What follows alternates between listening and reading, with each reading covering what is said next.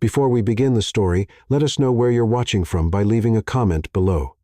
If you enjoy this video, don't forget to like and subscribe. Have a wonderful day. Enjoy the story, everyone. Night fell over Manhattan like a black velvet cloak sprinkled with golden lights.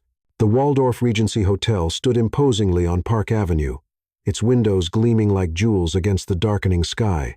Inside the gala hall, the air was heavy with the scent of white lilies, French champagne, and ambition disguised as elegance. Women in haute couture gowns glided across the marble floor, while men in tuxedos exchanged firm handshakes and calculated smiles. Elena Hart didn't want to be there. She adjusted the thin strap of her black dress, simple but flawless, and watched the crowd with attentive eyes. A Columbia graduate with an MBA completed at 26, Elena had built her life on two pillars: intelligence and independence. She didn't belong to this world of facades and falsehoods, but when her father called with that trembling, desperate voice, she had no choice. "Elena, I need you just this once, please." She knew just this once was a lie. It always had been. Elena took a deep breath, trying to ignore the tightness in her chest. The hall was packed, but she felt alone. Her father, Robert Hart, was somewhere among the guests, probably drinking more than he should and making desperate contacts to try to get out of yet another financial mess. Gambling. Always gambling. She grabbed a champagne flute from a passing tray, more to have something in her hands than out of any desire to drink. The golden liquid bubbled gently, reflecting the crystal chandelier lights above. Elena took a small sip and felt the subtle bitterness on her tongue. "Elena Hart," the voice came from behind her, deep, controlled, with a natural authority that made her spine straighten instinctively. She turned around and met the coldest eyes she'd ever seen. James Whittaker stood less than a meter away, hands in the pockets of a perfectly tailored tuxedo.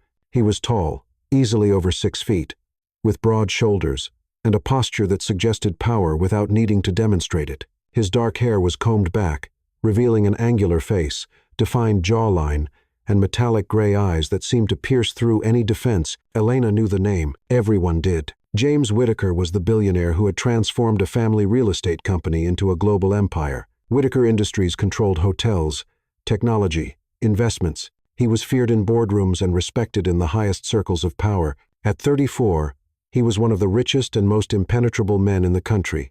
"Yes," Elena replied, lifting her chin. "And you, James Whittaker?" "I am." He tilted his head slightly, studying her with disturbing intensity.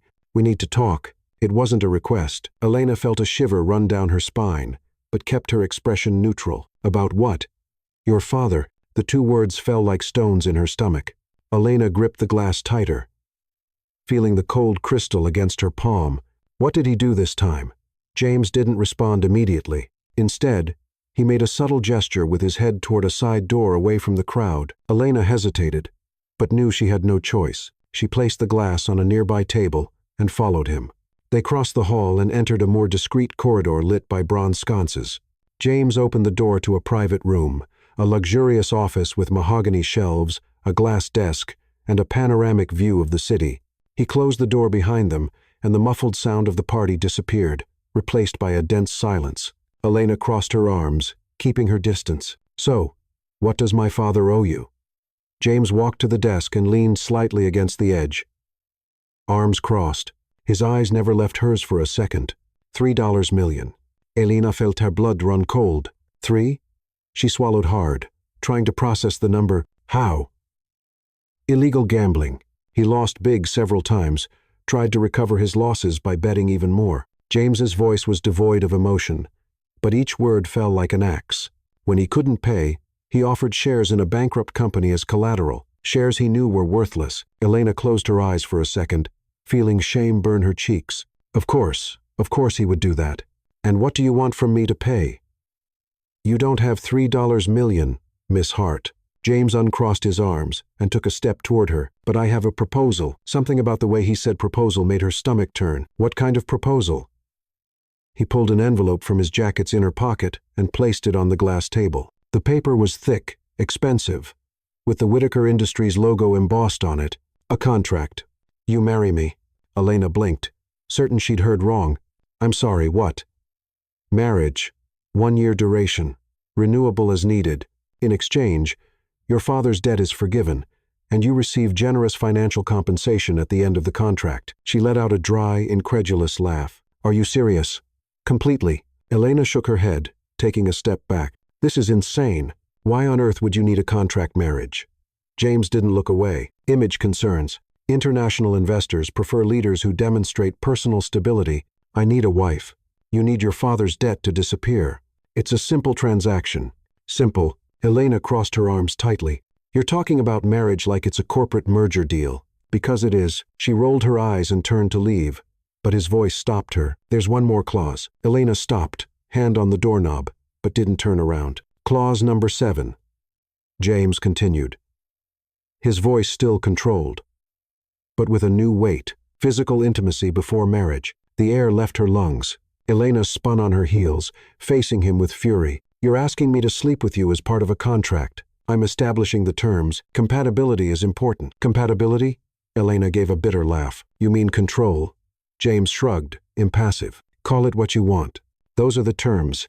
Elena felt ångerboil in her veins. She stepped forward until she was inches away from him, looking directly into his cold eyes. "I'm not a commodity you can buy, Mr. Whitaker.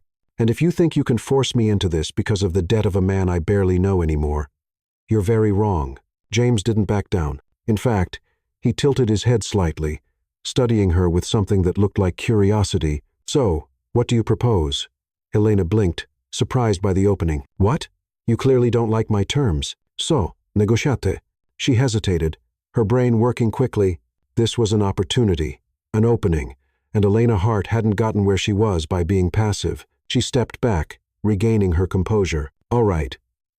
Here are my terms. Complete debt forgiveness. Not just suspension, full and documented forgiveness. An executive position at Whitaker Industries with market salary and real autonomy. A prenuptial agreement that protects my assets. And Clause 7. Removed." James raised an eyebrow.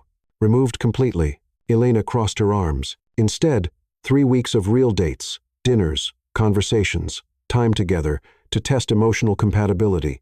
And if there's genuine chemistry, physical too, but by mutual choice, not by contract." The silence stretched between them. Charged with tension, James watched her with an intensity that made her skin tingle. Finally, he extended his hand. 3 weeks. But if at the end you decide there's no compatibility, the debt is still forgiven. That's my only non-negotiable term." Elena looked at the outstretched hand, strong, firm. She knew she was making a deal with the devil, but maybe, just maybe, she could control the fire. She shook his hand and felt the spark. The 3 days following the event at the Waldorf Regency were the most tense of Elena's life. She could barely sleep, replaying every word of her conversation with James Whitaker, analyzing every detail of the deal she had proposed. The audacity of what she'd done only truly hit her when she woke up the next morning with sunlight streaming through the gaps in the curtains of her small Brooklyn apartment, and realized she had negotiated her own terms with one of the most powerful men in the country, and he had accepted. On Wednesday morning, a courier delivered a thick, cream-colored envelope with the Whitaker Industries logo inside a revised contract meticulously drafted, each clause adjusted as she had demanded. The handwriting was firm, almost aggressive, but the terms were all there. Complete debt forgiveness, executive position, prenuptial agreement. And the removal of Clause 7. In its place, a new section titled Mutual Evaluation Period, 21 days. Elena spent hours reading every line, every word, looking for hidden traps. She found none. James Whitaker apparently was a man of his word, or a brilliant strategist who knew when to retreat to win later. On Friday afternoon, she sat in a conference room on the 43rd floor of Whitaker Tower, in the heart of Midtown. The glass table reflected the city lights below, and through the panoramic windows, Manhattan stretched out like a vertical chessboard, towers of steel, glass, and ambition.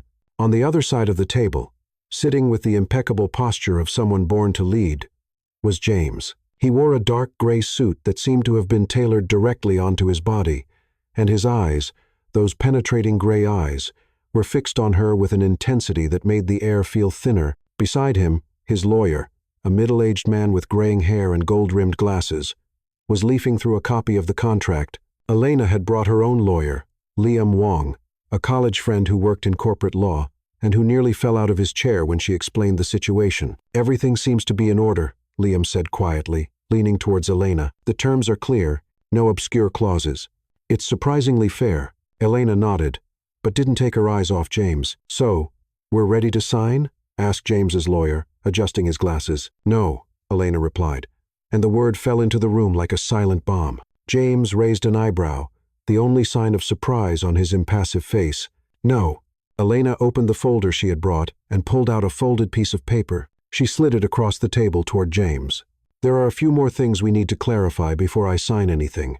James picked up the paper and unfolded it, his eyes scanning the lines. The lawyer beside him craned his neck to read as well, but James raised a hand, stopping him. He read in silence, and Elena watched every micro-expression, the way his eyes narrowed slightly, how the corner of his mouth twitched almost imperceptibly. When he finished, he looked up. You want complete autonomy in the executive position. No direct supervision from me. Exactly, Elena replied, keeping her voice steady. If I'm going to work at Whitaker Industries, I need the freedom to make strategic decisions without interference. Otherwise, it's just a token position, and I won't accept that. James leaned back in his chair, fingers interlaced on the table. And if your decisions negatively impact the company, then you fire me like you would any other executive. Elena crossed her legs, maintaining her upright posture. But I'm not going to be a porcelain doll in an office just to make you look generous. Either I have real power or I have nothing. Silence settled in. James's lawyer looked uncomfortable, shuffling the papers in front of him. Liam, beside Elena, remained motionless, but she could feel the tension radiating from him.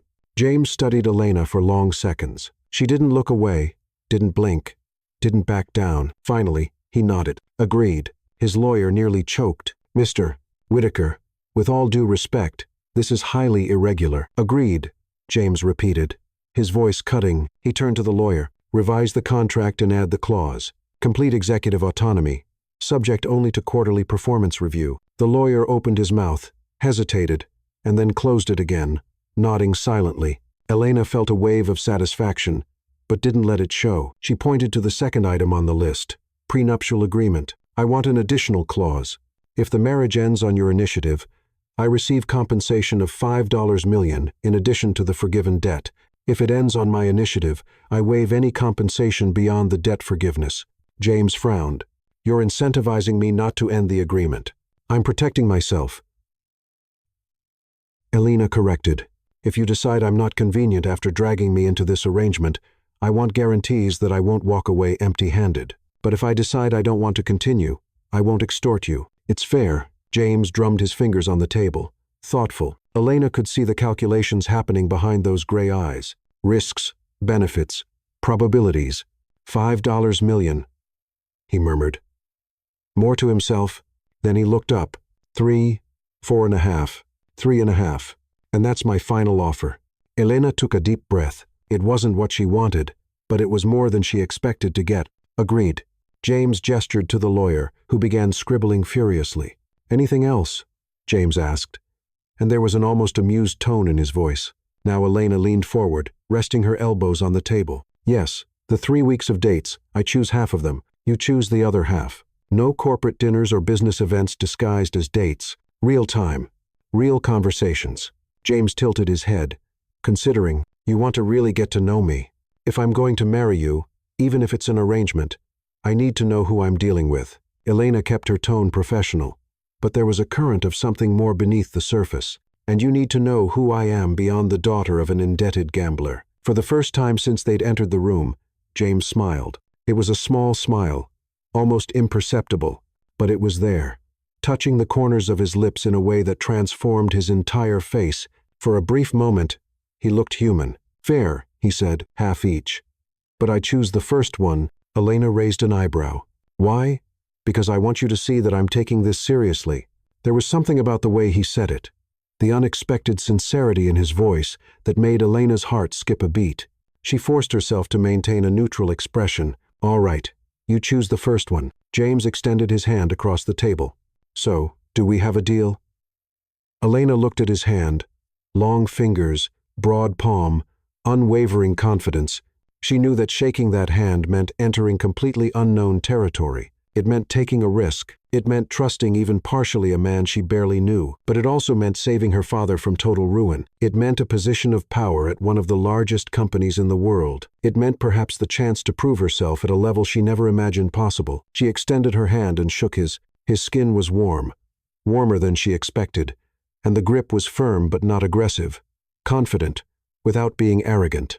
For a second longer than necessary, they stayed like that. Hands joined, eyes fixed on each other. And then James released her, leaning back in his chair with that same controlled expression. "My lawyers will finalize the contract by Monday. You can review it and sign." He paused. "And our first date is tomorrow night at 7. Wear something comfortable." Elena frowned. "Comfortable? You'll see." He stood up, buttoning his jacket with a fluid movement. His lawyer hurried to gather the papers, but James was already turning to leave. At the door, he stopped and looked back. Only at Elena. For someone being forced into an agreement, you negotiate like you hold all the cards. Elena smiled, tilting her head slightly. "Maybe because I do." James smiled back, a real smile this time, one that reached his eyes and made them shine like liquid mercury. "Until tomorrow, Miss Hart," and then he left, leaving behind only the faint scent of cedar and something indefinable, something that made Elena's stomach knot. Liam let out a long sigh beside her. "You just negotiated with James Whittaker and won. I don't know if you're brave or crazy." Elena kept looking at the closed door, maybe a little of both, but deep down, as she gathered her papers and prepared to leave, a single question hammered in her mind: what the hell is he planning for tomorrow? Elena spent all of Saturday trying to guess what James Whittaker considered a comfortable date. She imagined expensive restaurants with strict dress codes, charity events disguised as intimate dinners, or perhaps even a private flight to some exclusive location. Everything seemed possible when it came to a billionaire accustomed to having the world at his feet. At 6:30 the evening, she stood in front of her bedroom mirror, wearing dark jeans, a white linen blouse, and a brown leather jacket she'd bought on clearance years ago. Simple, comfortable, but still elegant enough not to look sloppy. Her brown hair fell loose over her shoulders in natural waves, and she applied just a touch of lip gloss and mascara. Nothing extravagant. The intercom buzzed exactly at 7. Elena grabbed her purse and walked down the 3 flights of stairs in her elevatorless building. When she pushed open the front door, the cool spring evening air touched her face, bringing with it the smell of wet asphalt and flowers from nearby planters. And there, standing next to a discreet black Tesla, not the limousine she'd half expected, was James Whittaker. He was wearing jeans, dark jeans, a gray button-down shirt with the sleeves rolled up to his elbows, and white sneakers that looked new but not ostentatious. No tie, no suit. Without the corporate armor he wore like a second skin. He looked normal, dangerously attractive, but normal. James smiled when he saw her.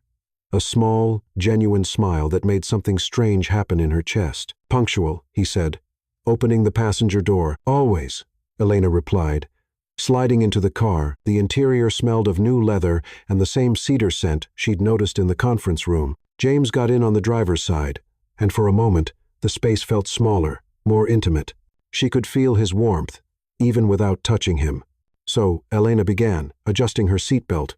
"Where are we going?" "Some exclusive club dinner in a skyscraper." James started the car, the engine purring softly. "Better," and he said nothing more. They drove through Brooklyn as the sun set, painting the sky in vibrant oranges and pinks. Elena watched through the window, trying to figure out the route. But James drove with the confidence of someone who knew every street. Finally, he parked near Brooklyn Bridge Park in a quieter area, away from the busier tourist spots. When they got out of the car, Elena looked around, confused. "A park?" James locked the car and turned to her, hands in his pockets. "You wanted something real. So, here we are. Something real." He started walking, and Elena followed, still processing. They walked along a small paved path until they reached an open area where food trucks were parked, lit by colorful LED lights and lanterns hanging from wires. The smell of food burgers on the griddle, French fries, seasoned tacos, pizza dough baking floated in the air like a warm invitation. There were people everywhere. Families with children, young couples, groups of friends laughing loudly. Music played from somewhere, smooth jazz mixed with the buzz of conversations. It was vibrant, alive, human. Elena stopped, looking around with a mixture of surprise and something that felt dangerously close to admiration. "You brought me to food trucks," James shrugged, but there was an amused gleam in his eyes. I did my research. Saw that you usually order from a Mexican food truck near your work. Thought you might like variety." Elena blinked, processing that. "You researched me?" "Of course." He spoke as if it were the most obvious thing in the world. "If I'm going to spend 3 weeks getting to know you, I figured I'd better start with an advantage." There was something strangely thoughtful about that, even if invasive. Elena didn't know whether to be annoyed or touched. "That's kind of stalkerish, you know." James smiled. "I prefer to call it due diligence." She rolled her eyes, but couldn't hold back the smile that formed on her lips. "All right, mister. Due diligence. Where's the food?" They approached a food truck specializing in gourmet tacos. The vendor, a middle-aged Latino man with a stained apron and a wide smile, greeted them in Spanish before switching to English. "What do you have today, friends?" James looked at Elena. "You choose." Elena ordered carnitas tacos with guacamole, and James ordered the same, adding an order of churros to share. While they waited, he bought 2 cold craft beers from a nearby cooler and handed one to her. They found a wooden bench near the water with a view of the Brooklyn Bridge lit up against the night sky. The city sparkled on the other side of the river like a diamond necklace. The sound of waves gently lapping against the pier, mixed with distant music and laughter around them. Elena took a bite of her taco and closed her eyes for a moment, savoring it. When she opened them again, James was watching her. "What?" she asked, wiping her mouth with a napkin. "Nothing." He took a sip of his beer. "Just, you look different when you're happy." Elena felt her face warm. "I wasn't unhappy before. No. But you were guarded. Now you're relaxed." He was right. She was relaxed. More than she'd been in days, maybe in weeks. "Why here?" Elena asked, gesturing around. "Of all the places you could have chosen. Why food trucks in a park?" James looked at the beer in his hands, slowly turning the bottle. "Because expensive places are easy. Anyone with money can book a table at a 5-star restaurant and impress with rare wines and tiny dishes that look more like art. But that doesn't say anything about who you are." He paused, raising his eyes to her. "I wanted to see you in a place where you didn't have to pretend." Elena felt something tighten in her chest. That was unexpected and dangerously real. "What about you?" she asked, tilting her head. "Are you pretending now?" James held her gaze for a long moment. "No." The word hung between them, weighted with something Elena didn't expect. She took another sip of beer, trying to calm the nerves that were suddenly on edge. "Then tell me something real," she said. "Something that's not in any corporate profile or magazine article." James rested his elbows on his knees, looking at the water. "My parents died when I was 12. Car accident. My grandmother raised me in a small apartment in Queens. She sewed clothes on the side to pay the bills." He paused, his voice getting lower. "I used to sit with her while she worked, listening to the sound of the sewing machine. She always said every stitch mattered, that if you didn't pay attention to the details, everything would fall apart." Elena felt a lump in her throat. "Is she still alive?" "No. She died 5 years ago, but I bought her a house in Long Island before that with a huge garden. She always wanted a garden. There was pain there beneath the controlled surface." Elena could see it in the way his shoulders tensed slightly, in the way he looked away. "I'm sorry," she said sincerely. James nodded but didn't respond. Instead, he turned to her. "What about you? Tell me something real." Elena took a deep breath, looking at the city lights reflecting on the water. "My father wasn't always like this. When I was a kid, he was funny, caring. He'd take me to parks just like this one." She smiled sadly. "But after my mother died, he changed. Started drinking, gambling. It was like he was trying to fill a void he could never fill. And I tried to save him so many times I lost count until I realized I couldn't." James watched her with an intensity that made her skin tingle. "But you're still here, still trying to save him." "Because he's my father," Elena said, her voice tight. "Even when it shouldn't matter, it does." James reached out and, with a gentleness that surprised her, brushed a strand of hair that had fallen over her face, tucking it behind her ear. His thumb lightly grazed her cheek, and Elena felt her breath catch. "You're stronger than you think," he said, his voice low. Elena couldn't look away. There was something happening here, something that went beyond the contract, beyond logic. It was chemical, magnetic, dangerous. Before either of them could say anything else, the sound of a saxophone cut through the air. They looked around and saw a street musician playing further ahead near a small paved area where some couples danced under the lantern lights. James stood up and extended his hand. "Dance with me." Elena looked at his hand, then at his face. "Here in front of everyone, why not?"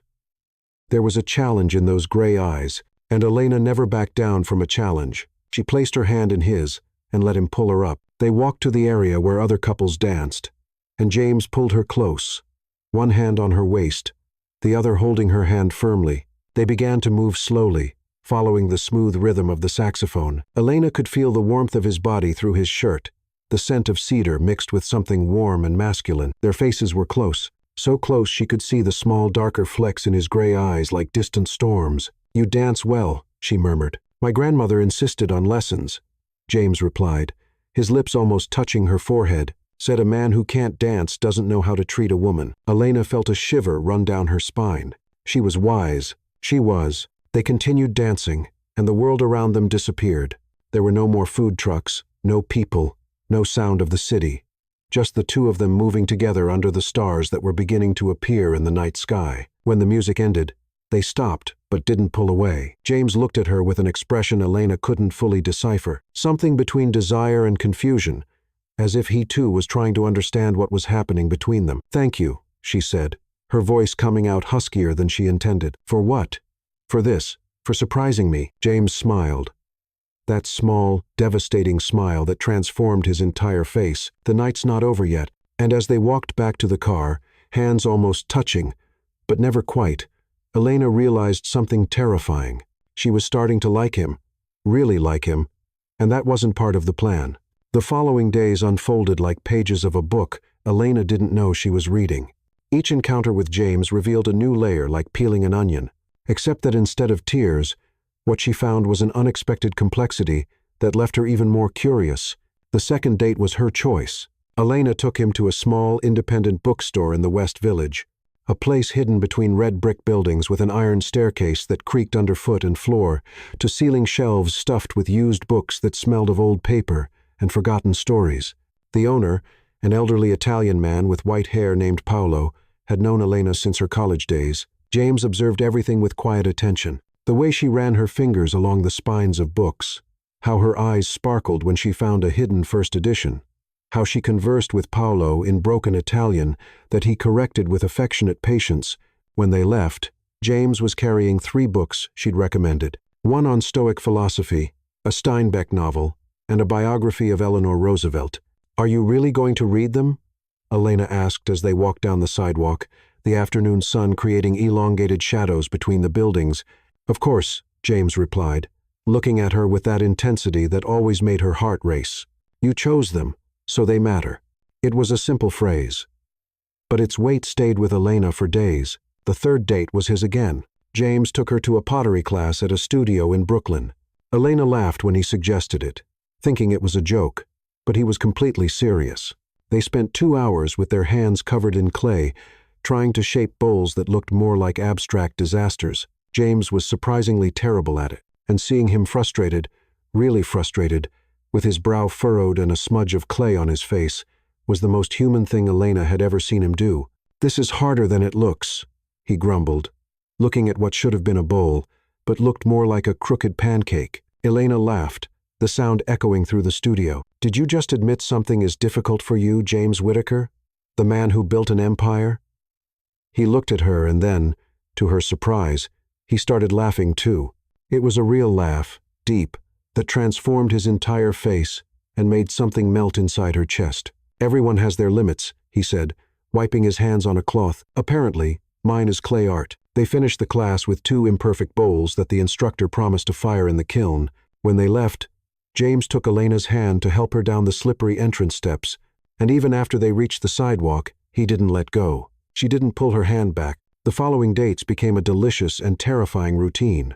Quiet dinners at hidden restaurants, walks along the High Line at dusk, a trip to a contemporary art gallery where Elena made sarcastic comments about incomprehensible installations, and James smiled more than she'd ever seen him smile. A bike ride through Central Park that ended with both of them laughing and breathless, sitting on the grass as the sun set. But it was during the 7th date, exactly 2 weeks after that first dinner in the park, that something changed for good. James had reserved a table at a small Italian restaurant on the Upper East Side, the kind of place that didn't have a website, just word of mouth, and where the owner treated all customers like family. They ate handmade pasta, drank red wine that warmed from within, and talked about everything: childhood, dreams, fears, regrets.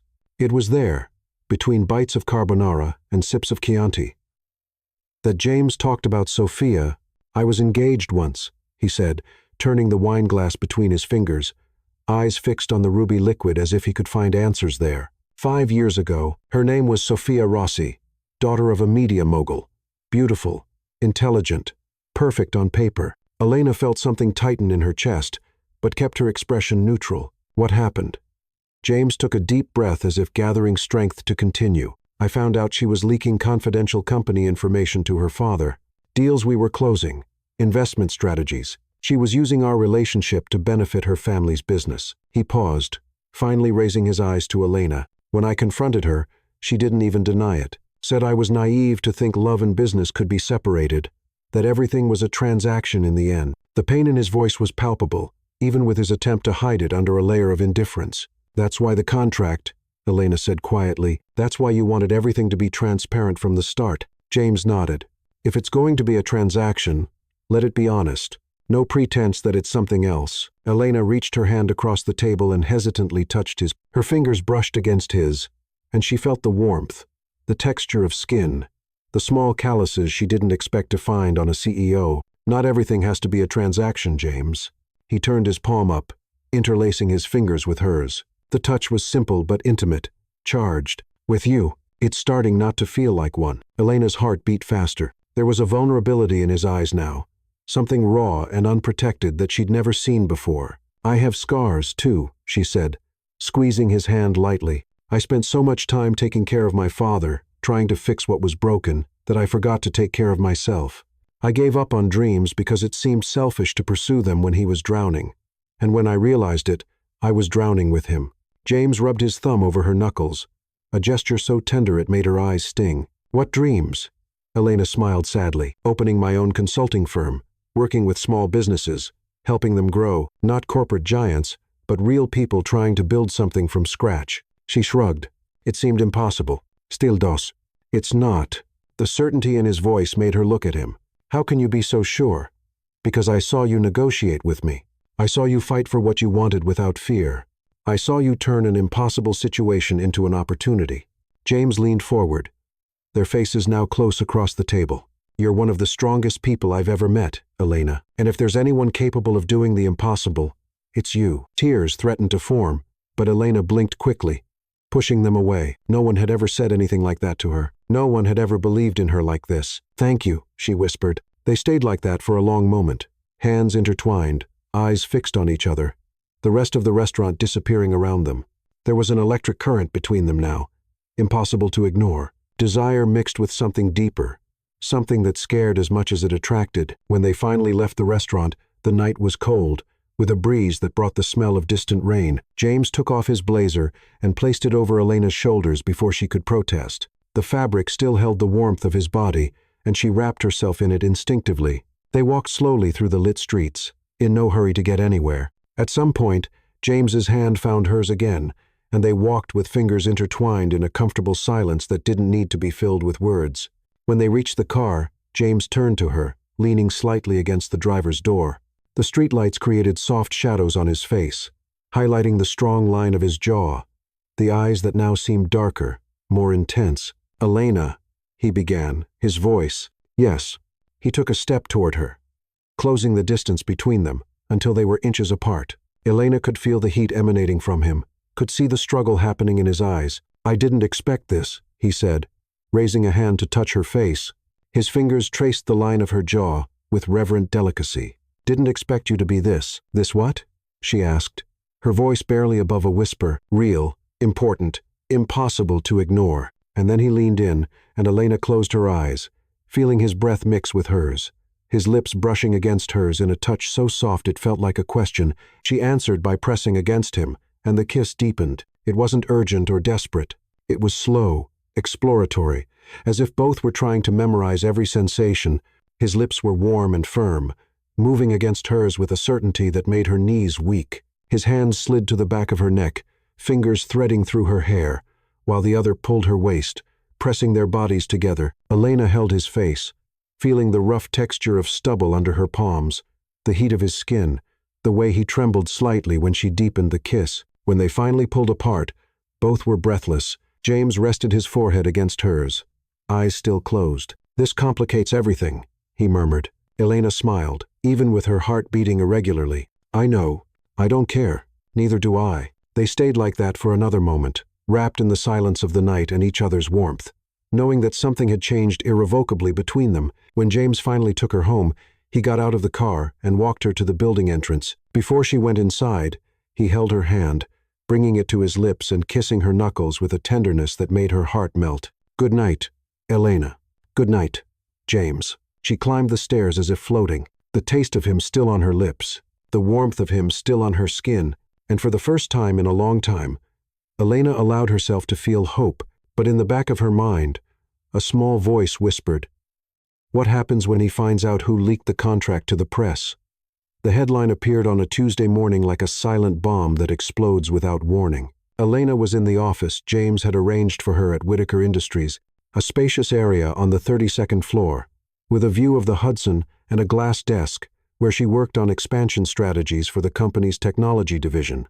She had woken up still feeling the ghost of James's kiss on her lips, the warmth of his hands on her skin, the way he had whispered her name as if it were a prayer. But all of that vanished the moment she opened her news alert email. "Billionaire James Whitaker in controversial marriage agreement. Contract requires physical intimacy as clause."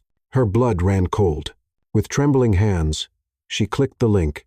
The article was in the New York Tribune, one of the city's largest newspapers, and it wasn't just an article. It was a complete exposé, details of the original contract, her father's debt, Clause 7 that she had fought to remove, photographs of her and James together over the past week, leaving the Italian restaurant, walking hand in hand.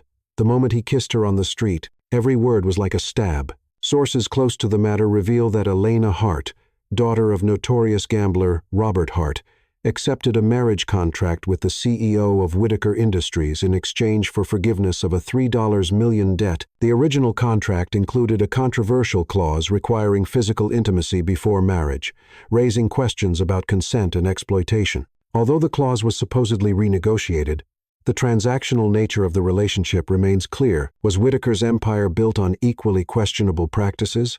Elena couldn't breathe. Her phone started ringing. First once, then again, then didn't stop. Messages flooded her inbox. Co-workers, college acquaintances, journalists asking for comments. Her heart pounded against her ribs, as if trying to escape her chest. The office door burst open, and James entered like a storm. He was holding a tablet, his face a mask of controlled fury. But when his eyes met hers, there was something more: pain, betrayal, disappointment. "You," he began, his voice dangerously low. "You did this." Elena stood up, her legs almost giving out beneath her. "What?" "No, James, I didn't. Don't lie to me." His voice thundered through the office, and she took a step back, shocked. Who else would know these details? Who else would have access to the original contract? "I didn't leak anything." Elena felt tears burn in her eyes, but refused to let them fall. "Why the hell would I do this? This destroys me as much as it destroys you." James threw the tablet onto the desk with a sharp sound that made Elena jump. "Maybe you decided you could make more from a lawsuit, public exposure, victimization, $1 million settlement. It's a brilliant plan, I'll admit." The words were like poison, burning everything they had built over the past weeks. "You really believe that?" Elena's voice trembled, but she kept her eyes fixed on him. "After everything, after the dates, the conversations, what happened between us?" James gave a bitter laugh without humor. "Clearly, I was wrong about you again." The reference to Sophia was like a slap in the face. Elena felt anger boil inside her, mixing with the pain. "No," she said, her voice gaining strength. "You're not going to compare me to her. I'm not your ex. I didn't betray you. And if you can't see that, if you're so stuck in the past that you can't trust anyone, then maybe you're right. Maybe this never should have happened." The silence that followed was deafening. They stood there, separated by only a few meters, but seeming to be in different worlds. James's face was rigid, his jaw locked, but there was something in his eyes, a crack in the armor, a flash of doubt. Before either could speak, Elena's phone rang. She looked at the screen, and her stomach sank even further. It was a number she knew very well. Her father. With trembling hands, she answered. "Hello, Elena, sweetheart. I'm sorry." Robert Hart's voice was drunk, slurred, but there was a desperation in it that made Elena's heart tighten. I had no choice. They offered me 50,000. I needed the money. The debts, they don't stop. The world stopped. You? The word came out as a torn whisper. You sold the story. I'm sorry. I'm so sorry. I didn't know it would be this bad. They said it was just a piece about you two. Nothing major. Elena hung up, her hand falling to her side. She couldn't move, couldn't think. The betrayal burned like acid in her veins. Her father, her own father, had done this. Elena. James's voice came from far away as if she were underwater. She looked at him, and then, to her surprise, she started to laugh. An empty, broken laugh that hurt in her chest. It was my father, she said, her voice strangely calm now. He sold the story for $50,000, less than you spend on a business meeting. That's the price of my dignity, apparently. James took a step toward her, his face softening. Elena, I don't. She raised her hand, stopping him. You already said what you think of me. You accused me, compared me to her. And you know what's worse? The tears finally escaped, running down her cheeks. I was starting to believe in you, in us, in something that could be real. But you were right from the beginning. Everything is a transaction, including this. She grabbed her purse and walked toward the door, passing him without looking back. Elena, wait. Don't follow me, she said, her voice firm now. Even through the tears, the contract is canceled. I'll pay the debt myself no matter how long it takes. I don't want anything from you. You don't have to do this. She turned at the door, looking at him one last time. His eyes were tormented, his face more vulnerable than she'd ever seen. But it was too late. The wound was already open, and she didn't know if it could ever heal. I do, because the only thing worse than being betrayed by my father would be staying here, knowing you'll never really trust me. She wiped the tears with the back of her hand. Goodbye, James. And then she left, letting the door close behind her with a soft click that sounded like the end of everything. Elena didn't remember how she got to the elevator, how she descended the 32 floors, how she left the building under camera flashes and reporters' shouts. Everything was a blur of sounds and images that didn't connect. She walked aimlessly through the streets of Manhattan, invisible among the crowd, until her feet took her to Brooklyn Bridge Park, the same place where it all began, where James had surprised her with food trucks and dancing and a tenderness she didn't know he was capable of showing. Elena sat on a bench facing the water, watching the sun, set behind the skyscrapers, painting everything golden and red. The tears kept falling, silent now, washing away all the hope she had allowed to grow. She had been betrayed twice, by the father who should have protected her, and by the man she was beginning to love but who couldn't trust her. And for the first time in her life, Elena Hart didn't know how to fix what was broken, because this time what was broken was herself. Her phone vibrated in her purse, a message. She hesitated but finally looked. It was from James, just 4 words. I was wrong. Forgive me. Elena looked at the message for a long time, her heart torn between anger and the desperate desire to believe that something could still be saved. But before she could respond, another message arrived, this time from an unknown number. When she opened it, her blood ran cold. A photo of her and James leaving the Italian restaurant with a caption that read, "This is just the beginning. The truth about Whitaker Industries hasn't come out yet. Stay tuned." Elena looked around, suddenly feeling exposed, watched, hunted. There was something bigger happening here, something beyond the contract, beyond the scandal, and she was right in the center of it. Elena spent 3 days locked in her apartment, ignoring the incessant calls, the messages flooding her phone, the knocks on the door from reporters who had somehow discovered her address. She resigned from Whitaker Industries by email. Cold, professional, final. There was no response. The apartment seemed smaller each day, the walls closing in around her as she replayed everything in her mind. Her father's betrayal, James's accusation, the threatening message she still didn't fully understand. Everything was a tangle of pain and confusion she couldn't unravel. On the night of the 3rd day, she finally went out. She needed air, needed space to breathe without feeling like she was suffocating. She put on sweatpants, an old Columbia hoodie, and a cap she pulled down low over her eyes. Nothing that would draw attention. She went down the stairs and out the back door of the building, avoiding the main entrance where a few persistent reporters were still camped out. The night was cold with a biting wind that brought the smell of distant rain. The streets were relatively empty, just a few hurried pedestrians and the distant sound of traffic. Elena walked with no particular destination, just wanting to move. to feel something beyond the numbness that had settled in her chest. She passed closed coffee shops, stores with dark windows, until her feet took her, inevitably back to the place where everything had changed, the service elevator of the building where her old office was located. She hadn't planned to go there, but there she was, standing in front of the building, looking at the lights still shining on some floors. Whitaker Tower was imposing against the night sky, a monolith of glass and steel that seemed as impenetrable as James himself. Elena was about to turn and leave when the main door opened, and there, coming out of the building, with his tie loose and his hair disheveled, was him. James Whitaker looked like a man who hadn't slept in days.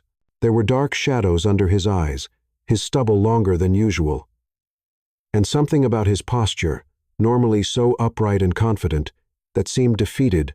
Their eyes met across the sidewalk, and Elena felt the air leave her lungs. For a moment, neither of them moved. Then James started walking toward her, his steps determined, but hesitant, as if he wasn't sure she wouldn't run away. "Elena," he said when he got close enough, his voice, "You came back." "I didn't come here for you," she said, crossing her arms defensively, even though it wasn't true. "I was just walking." James nodded slowly, studying her face with an intensity that made her skin tingle. "Can I walk with you?" She should say no, should turn and leave. But something about the way he looked at her, so vulnerable, so different from the cold, controlled man she'd met at the beginning, made her hesitate. "Why?" she asked, her voice harsher than intended. "To accuse me of something else?" James closed his eyes as if the words were a physical blow. "No. To apologize." Again and again, as many times as it takes, Elena felt tears threaten, but blinked quickly, pushing them away. "Your apologies don't change what you said, what you thought of me." "I know." James took a step closer, and she could see the anguish in his eyes. "And I'll carry that for the rest of my life. But Elena, I need you to understand. When I saw that headline, when I read those details, all I could see was Sophia. It was betrayal again. And I panicked, so I pay for her mistakes." Elena's voice trembled. "Is that it?" "No, you don't deserve that. And I was an idiot for letting the past poison what we had." He ran his hand through his hair, frustrated. "But when I found out it was your father, Elena, I wanted to die because I realized that not only did I accuse you unjustly, but you were suffering twice from his betrayal and from mine." The words hurt because they were true. Elena looked away, unable to face the raw sincerity in his eyes. "It doesn't matter anymore," she said quietly. "It's all over anyway." "It's not." The certainty in his voice made her look at him again. "James, the scandal, the media, all of this. We can't just pretend it didn't happen." "I don't want to pretend." He took another step, now, so close she could feel his warmth, the familiar scent of cedar that haunted her dreams. "I want to fix it. Not the scandal. That'll pass. But us. I want to fix us." "There is no us," Elena said. But her voice came out too weak to be convincing. "There is, and you know it." James raised his hand, hesitant, and touched her face with a gentleness that made her heart ache. "You know there's something here, something real, something I've never felt before. And that terrifies me completely." Elena closed her eyes, leaning into his touch, even knowing she shouldn't. "You hurt me," she whispered. "I know, and I'll spend the rest of my life making up for it if you'll let me." Before she could respond, the rain began to fall. First a few scattered drops, then an intense curtain that soaked them in seconds. Elena blinked, wiping water from her face, and James held her hand. "Come," he said, pulling her toward the building. "James, I can't, please. Just come talk to me out of the rain." She hesitated, but the cold of the rain and something deeper, the desperate desire to hear what he had to say, made her give in. They ran into the building, water dripping all over the marble floor. The night security guard looked at them with surprise, but James just waved. And the man nodded, discreetly looking the other way. James took her to the private elevator, the one that went directly to the executive floors. When the doors closed, the silence between them was dense, charged with everything that hadn't been said. Elena looked at him through the reflection of the polished steel doors. He was soaked, his white shirt clinging to his body, his hair dripping water on his forehead. But it was his eyes that held her, gray as a storm, fixed on her with an intensity that made her heart beat irregularly. The elevator rose slowly, and with each floor that passed, the tension grew. Elena could feel the heat emanating from him, even with the cold of wet clothes, could hear his breathing a little faster than normal. When the elevator stopped on the top floor and the doors opened, James didn't move immediately. Instead, he turned to her, and there was something in his face, a decision, a surrender. "Elena," he began, his voice low and hoarse. "I love you." The world stopped. "What?" The word came out as an incredulous whisper. "I love you." He took a step toward her, and Elena backed up until her back touched the elevator wall. "And I know I have no right to say this after what I did. I know I'm a coward for taking so long to realize it, but I can't pretend anymore.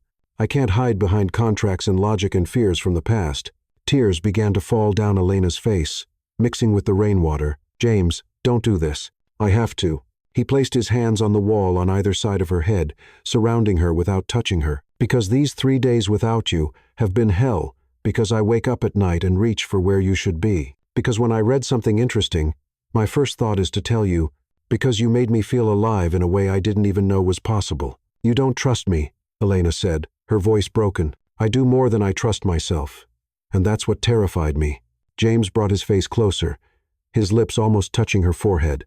"I was afraid of giving myself completely and being destroyed again. So I protected myself, attacked before I could be attacked.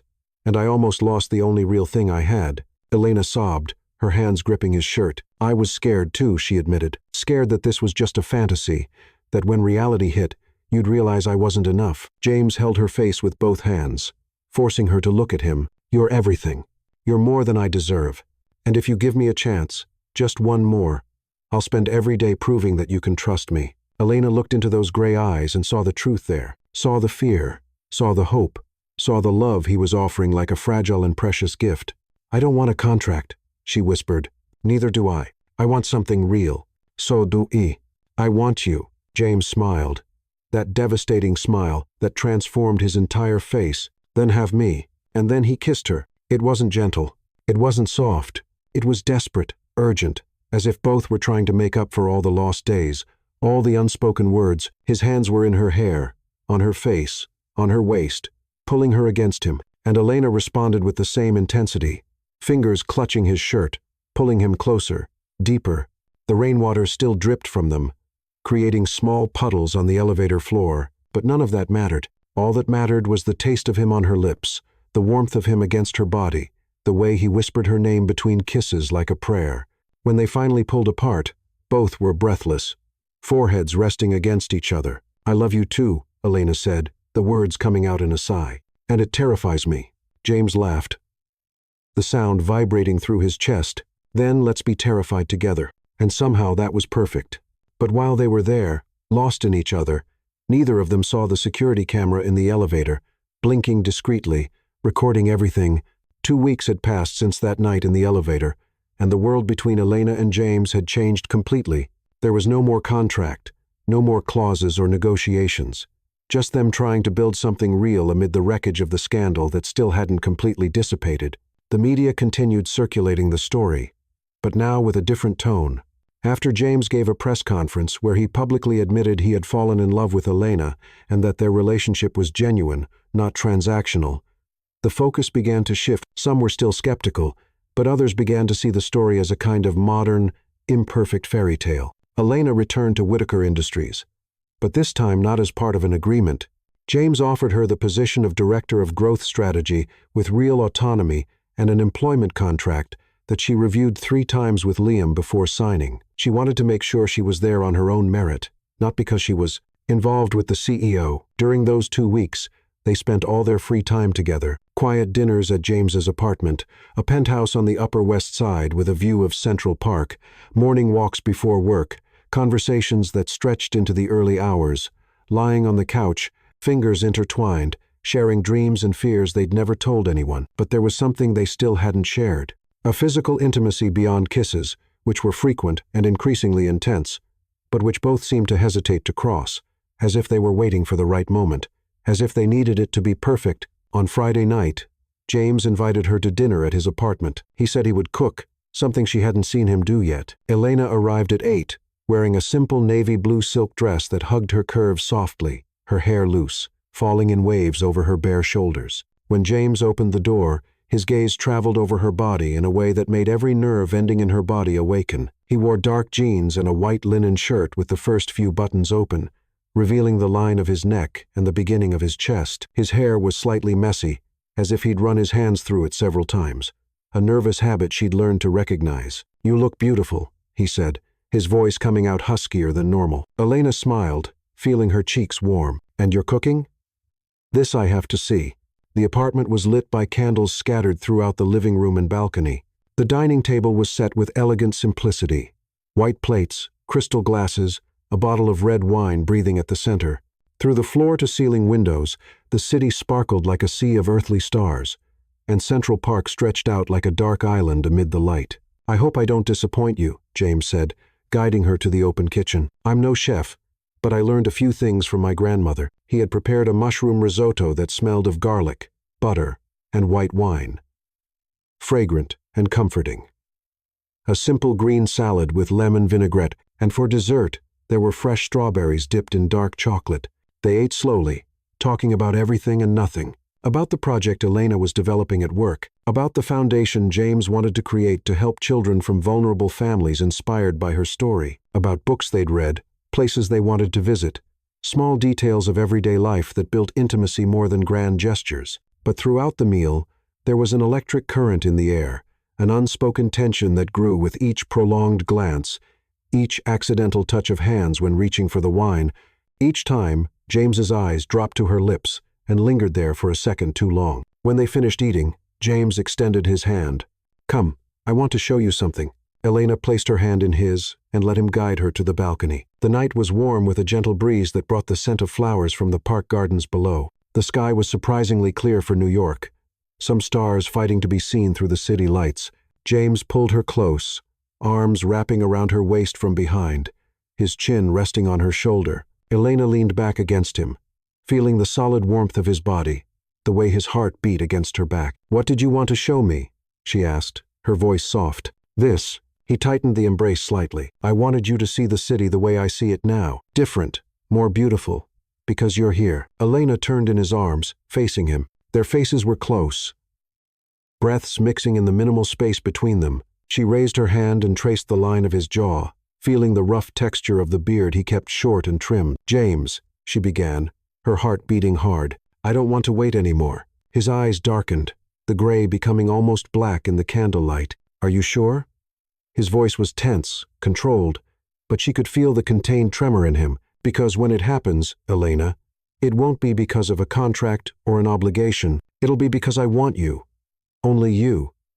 And I don't know if I'll be able to let you go after. I don't want you to let me go." She brought her face closer, her lips brushing his. "I want you completely, not out of obligation. By choice." That was all he needed to hear. James kissed her with an intensity that stole the air from her lungs. His hands slid down her arms over her shoulders until they found the zipper at the back of her dress. He stopped, pulling away just enough to look into her eyes. "Tell me if you want to stop. At any time." "I won't want to stop," Elena whispered. He pulled the zipper slowly, his fingers tracing the line of her spine as the dress opened. The silk slid over her shoulders, falling in a blue pool at her feet. Elena stood there wearing only black lace lingerie, vulnerable but not ashamed, while James's eyes traveled over every inch of her with a reverence that made her skin tingle. "You're perfect," he said, his voice rough with desire. Elena reached for his shirt buttons, unbuttoning them one by one with slightly trembling fingers. When she opened the shirt and slid her hands over his shoulders, feeling the warm skin and firm muscles under her palms, she heard his breath catch. James picked her up, literally lifted her as if she weighed nothing, and carried her inside through the living room to the bedroom. The bed was huge, covered with white sheets that looked like a cloud. He laid her down carefully as if she was something precious, and then hovered over her supported on his arms, just looking. "What?" Elena asked, her heart pounding, just trying to memorize this moment. "You. The way you're looking at me right now." Elena pulled him down, eliminating the space between them. Their bodies fit together as if they'd been made for this, curves and angles meeting perfectly. His hands explored, fingers tracing patterns on her skin that made her tremble. She arched against him when his lips found her neck, then the curve of her shoulder, then lower. "James," she gasped when he unhooked her bra with a skilled hand. "Please." "Please what?" he murmured against her skin, clearly enjoying every second, every touch. "Don't make me beg." He raised his head, meeting her eyes, a lazy smile on his lips. "But I like hearing you talk like that." Elena pulled him into a deep kiss, her hands sliding down his waist, opening his belt, the button of his pants. She felt his body tense, heard the low groan he couldn't hold back. "Elena," his voice was a warning, or maybe a plea. "I like hearing you talk like that too," she whispered against his lips. What followed was a dance of skin against skin, intertwined breaths, whispers of names and promises. James was gentle but intense, each touch deliberate, each kiss deepened. He explored her as if discovering sacred territory, attentive to every sigh, every tremor, every sign that he was doing something she liked. And when they finally came together, it was with a connection that went beyond the physical. Elena looked into his eyes, those gray eyes that had been so cold at the beginning, but now burned with something fierce and true, and saw everything he felt reflected there: love, desire, vulnerability, fear of losing her. Promised to stay, they moved together, finding a rhythm that was only theirs, building something that grew and grew until they both reached climax, clinging to each other, as if they were the only solid thing in a world spinning too fast. Afterward, lying intertwined, their breathing still rapid, James traced lazy circles on Elena's bare back. She was nestled against his chest, her head resting where she could hear his heart beating, strong and steady. "I didn't expect this," she said, her voice sleepy. "What? That you'd be like this? So attentive, so present." James kissed the top of her head. "I didn't expect it either, but you transformed me, made me want to be better." Elena raised her head to look at him. "You don't need to be different. I want you exactly as you are." He held her face, his thumb caressing her cheek. "And I don't want to let you go ever." "Then don't." And there, in that perfect and fragile moment, wrapped in each other in the silence of the night, they both knew something had changed irrevocably. There was no going back. There was no fear greater than what they felt. There was only them. And for now that was enough. But while they slept, lulled by each other's breathing, neither of them knew that the threatening message Elena had received weeks ago was just the beginning. Someone was watching, waiting, planning, and the storm that was coming would be bigger than anything they'd faced so far. Monday started with an illusion of normalcy. Elena woke up in James's arms, sunlight filtering through the translucent bedroom curtains, creating golden patterns on his skin. She watched his face relaxed in sleep. The tension lines that normally marked his forehead were softened, his lips slightly parted. A vulnerability he rarely showed when awake. She didn't want to move, didn't want to break that perfect moment. But reality had other plans. James's phone rang on the nightstand.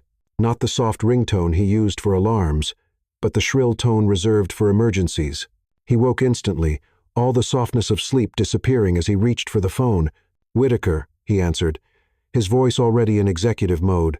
Elena watched his face change, the color drain, his jaw tighten. Something was wrong, very wrong. He hung up and sat on the edge of the bed for a moment, his back tense, his head down. "James." Elena sat up, pulling the sheet against her chest. "What happened?" He turned, and the expression on his face made her stomach sink. "There's a video from the elevator that night." Elena's blood ran cold. "What?" "Someone hacked the security cameras and leaked the footage of us in the elevator." His voice was controlled, but she could see the anger boiling beneath the surface.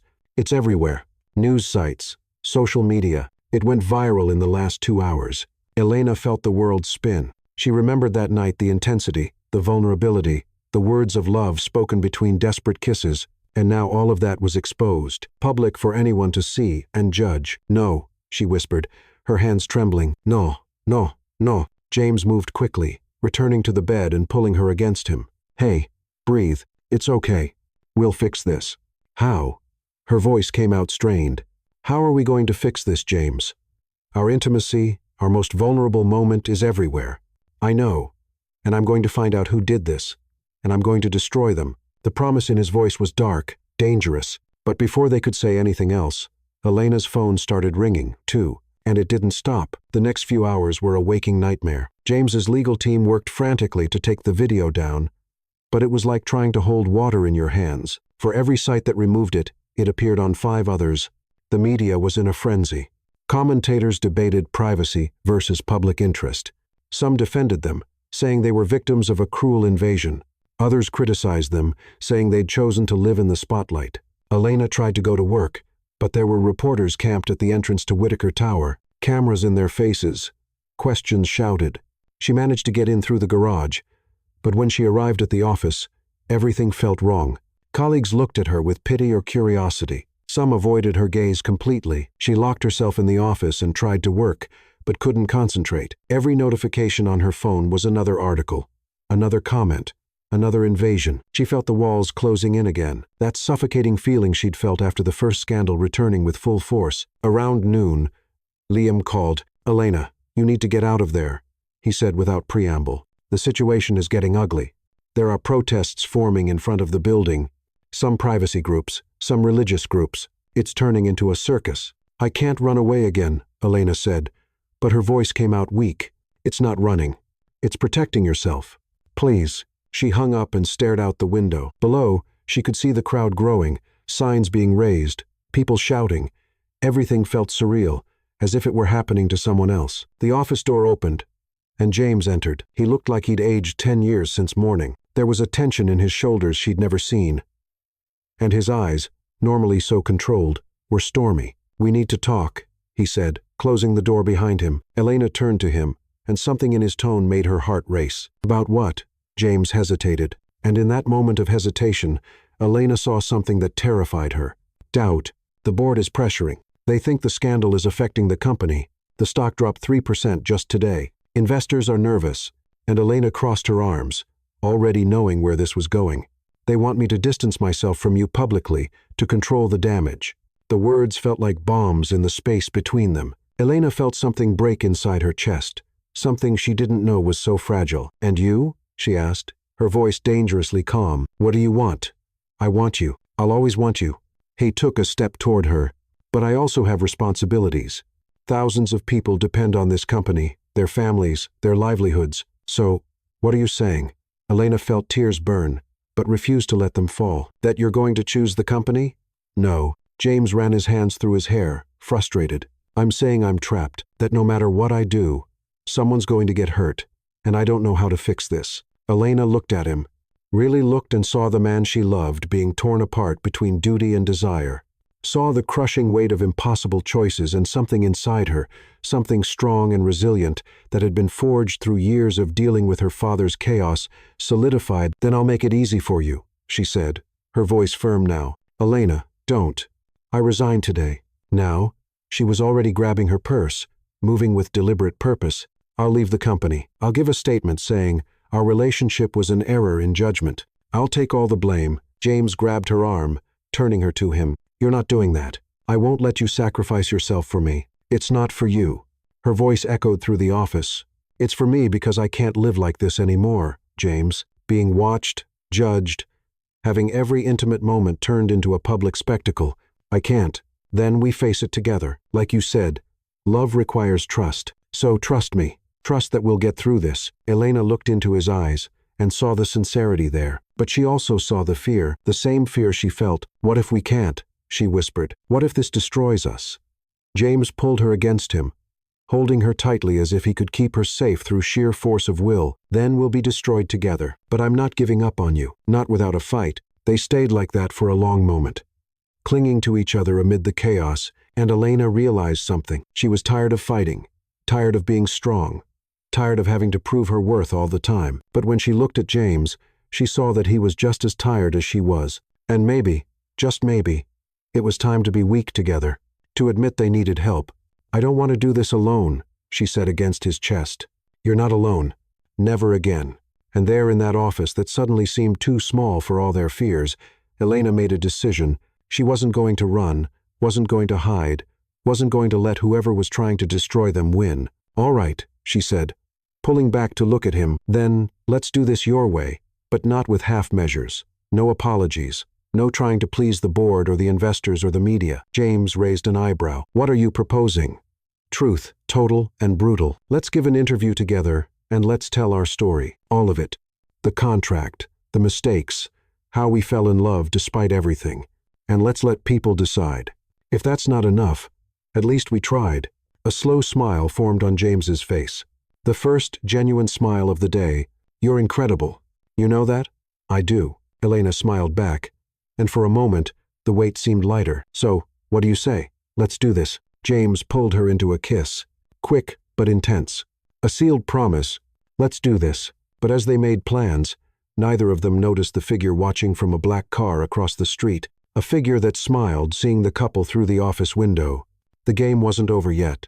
In fact, It was just beginning. The interview aired on a Thursday night during prime time, on one of the most watched news programs in the country. The journalist chosen was Victoria Lane, a woman known for her integrity and for asking tough but fair questions. James insisted on someone who wouldn't treat them with kid gloves, and Elena agreed if they were going to do this, it had to be real. They sat side by side on a simple couch, without the excessive glamour of a television set.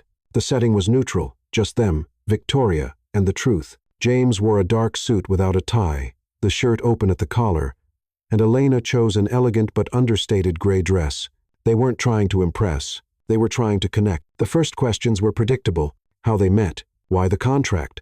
Victoria didn't spare uncomfortable details, and they didn't run from them. James admitted he had proposed the agreement coldly and calculatedly, that he hadn't considered Elena's feelings at the beginning. Elena admitted she accepted, partly out of desperation, but also out of pride. She wanted to prove she could negotiate as an equal with someone like him. But something changed, Victoria said, leaning slightly forward. When did you realize it was more than an agreement? Elena and James exchanged a look. It was Elena who answered first. I think it was on the first real date. He took me to food trucks at Brooklyn Bridge Park. She smiled at the memory.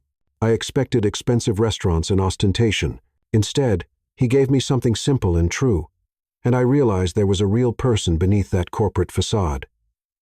Someone I wanted to know. James took her hand, interlacing their fingers. For me, it was when she challenged me, when she refused my terms and demanded her own. No one had ever done that, and in that moment, I realized she wasn't just smart and beautiful. She was brave, authentic, and I couldn't stop thinking about her. Victoria watched them for a moment, then asked the question everyone was waiting for. But do you understand that the way you started, a contract, a transaction, taints what came after? People are questioning whether your love is real or just a narrative constructed for damage control. The silence that followed was heavy. Elena felt the tension in James's hand, but he didn't let go. Instead, he turned to the camera, to all the people watching on the other side, and spoke with a raw vulnerability she'd never seen him display publicly. I understand why people doubt. I would doubt, too. It took a deep breath, but I can't control what others think. I can only tell the truth, and the truth is that I tried to keep this as business, tried not to feel, and I failed completely. He looked at Elena. Because she made me want to be more than just a CEO. She made me want to be a man who deserved to be loved. Tears burned in Elena's eyes, but she didn't hold them back this time. She let them fall freely as she squeezed his hand. And I learned that love isn't something you can plan or control, she added, looking at Victoria. But speaking to the world, sometimes it comes in the strangest and most imperfect ways, and you can reject it because it doesn't fit some romantic ideal, or you can embrace it with all its flaws and complications, and build something real from it.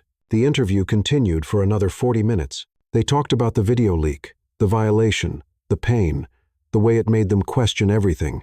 James announced he was suing all the sites that refused to remove the content, and that he would create a foundation to support victims of privacy invasion.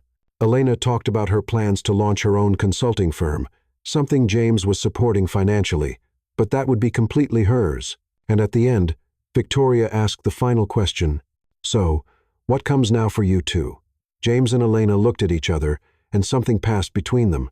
A silent understanding, an unspoken promise, living, Elena said simply, without contracts, without clauses, just living. The reaction was immediate and divided. Some loved the honesty, others remained skeptical. But something changed. The narrative began to shift from scandal to unlikely love story, and slowly, the media frenzy began to subside. 2 weeks later, James discovered who was behind the leaks. It wasn't through private investigators or sophisticated technology. It was through an anonymous call to his lawyer. The culprit was Ethan Rossi, Sophia's brother, his ex-fiancée. He had planned everything as revenge for the breakup, hiring hackers to access the security cameras and paying informants to leak details of the contract. He wanted to destroy James in the most public and humiliating way possible. James could have destroyed him, could have sued, ruined him, but when he discussed it with Elena, she convinced him to do something different. Let it go, she said, sitting on the couch in his apartment with a cup of tea in her hands. He's already lost, because while he was trying to destroy us, we were building something real. Suing will only drag this out for months, and I don't want to live in the past anymore. James studied her for a long moment, then nodded. You're right. Let's let it go. And they did. Instead of revenge, James channeled his energy into the foundation he'd promised to create. They called it Project Resilience, dedicated to supporting children and young adults from families affected by addiction, offering scholarships, mentorship, and psychological support. Elena launched her consulting firm, Heart Strategy Group, and the first client was, ironically, a startup that Whitaker Industries had invested in. She worked tirelessly, building a reputation based on results, not connections. And James, true to his word, kept his professional distance, even as he watched from afar with pride. 3 months after the interview, on a quiet autumn night, James took Elena back to Brooklyn Bridge Park, to the same place where they'd had their first date. He had reserved the space discreetly without fanfare, and when they arrived, there were lights hanging between the trees, creating a canopy of artificial stars. A small string orchestra played softly in the corner, and in the center, there was a simple table with 2 chairs decorated with candles and white lilies. "What is all this?" Elena asked, her eyes wide. James smiled. That soft smile she'd learned to love. A new beginning? No cameras, no scandals, just us. They dined under the stars. Simple food from food trucks that James had sent for the same tacos they'd shared months ago. And afterward, when the music changed to something slower, he pulled her to dance. It was there, as they moved together under the lights, that James stopped. He pulled back slightly, holding both her hands, and Elena saw something in his eyes that made her heart race. "Elena Hart," he began, his voice trembling slightly. "When we met, I offered you a contract, clauses, terms, a cold transaction. And you taught me that love doesn't work like that, that the best things in life can't be negotiated or controlled. They can only be chosen every day." He released one of her hands and reached into his pocket, pulling out a small paper envelope, not a ring box, an envelope. "So today, I'm not offering you a contract, I'm offering you a promise." He opened the envelope and pulled out a single sheet of paper, handwritten. "I wrote this last night. It's just 1 page, and it has only 1 clause. Elena took the paper with trembling hands and read, "I, James Whitaker, promise to love you, Elena Hart. Trust you and choose you every day on the easy days and the hard ones. When the lights are on us and when we're alone in the darkness, I promise not to try to control or plan our future, but to build it with you, one day at a time. This is my only clause, my only certainty. You." Tears streamed freely down Elena's face as she looked from the paper to James, and then she saw he was kneeling. In one hand, a velvet box with a simple but stunning ring, a blue sapphire surrounded by small diamonds. "Will you marry me?" he asked, his voice. "Not because of a contract, not out of obligation, but because I can't imagine my life without you." Elena let out a laugh broken by tears and joy, pulling him up and throwing her arms around his neck. "Yes, yes, 1,000 times. Yes." James spun her in the air, laughing, a pure and free sound she rarely heard. When he set her back down, he slid the ring onto her finger, then kissed her with all the promise of a future built not on contracts, but on choice. Around them, the orchestra played louder, and for the first time in months, everything felt right, perfect, real. 18 months later, morning sunlight filtered through the white sheer curtains of the farmhouse James and Elena had bought in upstate New York, far enough from the city to have peace, but close enough that James could go to the office when necessary. The 5-acre property was rustic, but elegant, with a renovated main house that mixed old charm with modern comfort surrounded by gardens that Elena was slowly transforming into her own sanctuary. It was a spring Saturday, and the air was fragrant with lilacs and freshly cut grass. In the backyard, under a pergola intertwined with purple wisteria and delicate LED lights, white chairs were arranged in intimate rows. No more than 50 people, close friends, chosen family, and some colleagues who had become true confidants over the years. Elena was in an upstairs room looking at herself in the mirror. Her wedding dress was simple, ivory silk that flowed in clean lines without embroidery or excess, just the elegance of simplicity. Her hair fell in loose waves over her shoulders with small white flowers woven through. She wore no veil. She didn't need to hide anything.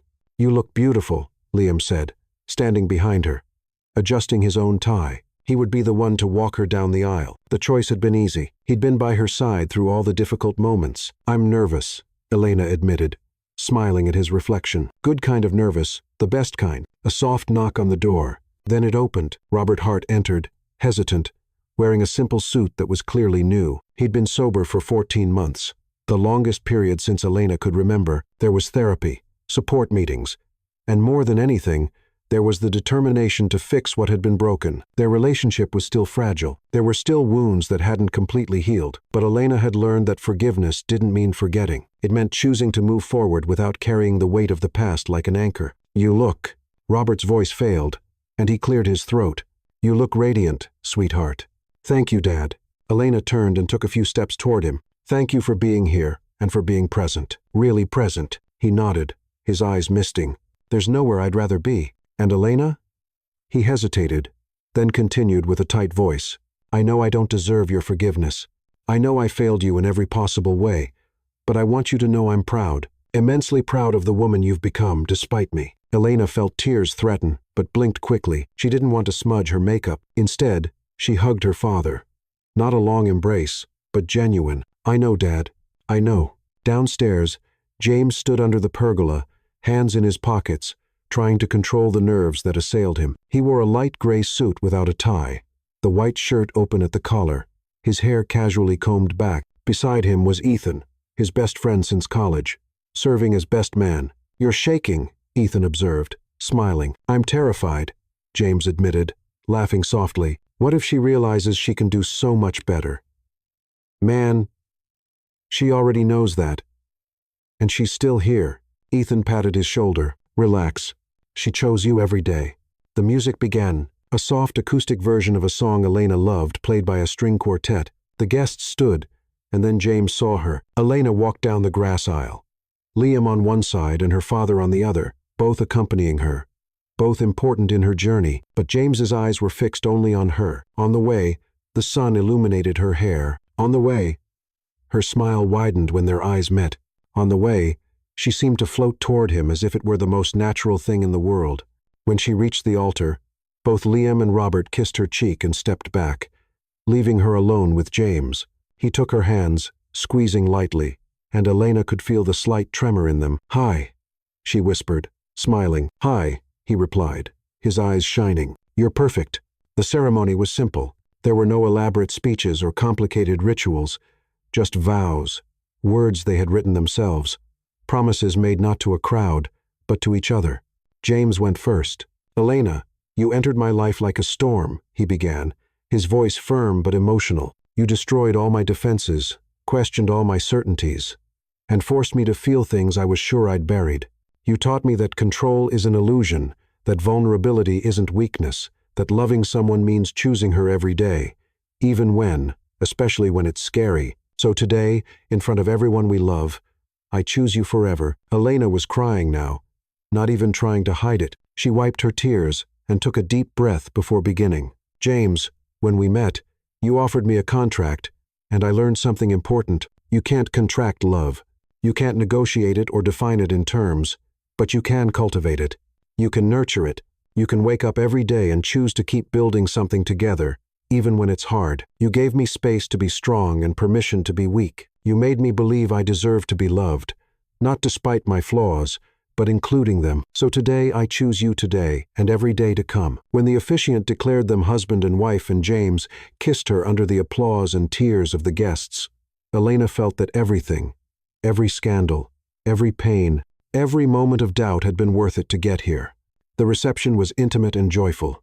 Long tables with white tablecloths, decorated with wild flowers and candles, homemade food, wine, laughter. James danced with Elena under the same lights that shone in the pergola. And this time there were no cameras, no judging eyes, just people who loved them, celebrating their love. During dinner, James made an announcement. "Elena and I wanted to share something with you," he said, standing with a champagne glass in hand, his other arm around her waist. "A few months ago, we decided we wanted to expand our family, and recently we were approved for adoption."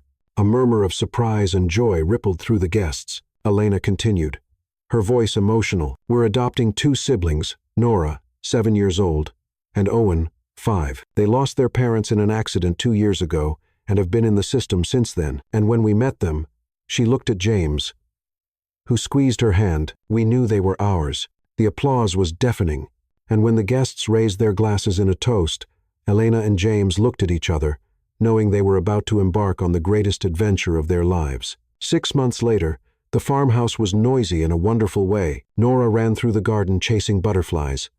her laughter echoing through the air. Owen was with James, the two of them building a treehouse that had become their weekend project. Elena watched from the porch, one hand unconsciously resting on her slightly rounded belly. The pregnancy had been a surprise, an unexpected blessing 4 months after Nora and Owen had arrived.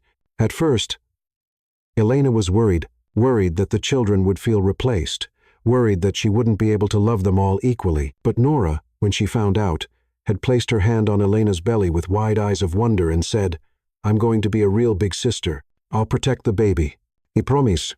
And Owen had asked if he could help choose the name, and then suggested Dragon, because dragons are cool. Now, watching her family chosen, built, loved, Elena felt a peace she never imagined possible. James climbed the porch steps, sweat on his forehead, sawdust in his hair, but grinning from ear to ear.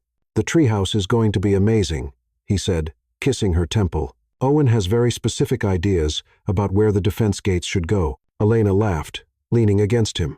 "You're a wonderful father, you know that." James looked at her, and there was so much love in his eyes that she felt her chest tighten. "I only learned from the best." He placed his hand over hers on her belly, and together they watched Nora and Owen play. Two children who had arrived with broken hearts, and who now laughed freely, secure in the love that surrounded them. "You surrendered after all," James teased softly, repeating the words he'd said so long ago. Elena turned to look at him, a smile playing on her lips. "I didn't surrender. I chose, and I keep choosing." Every day, James pulled her into a slow, sweet kiss, and there, in that perfect and imperfect moment, with children laughing in the garden and a baby growing inside her, Elena knew the truth. No contract could have predicted this. No clause could have guaranteed this, because the best things in life, love, family, belonging, don't come from signed agreements. They come from choices made every day, with open hearts and intertwined hands. And this choice, this life they had built together, was better than any fantasy she could have imagined.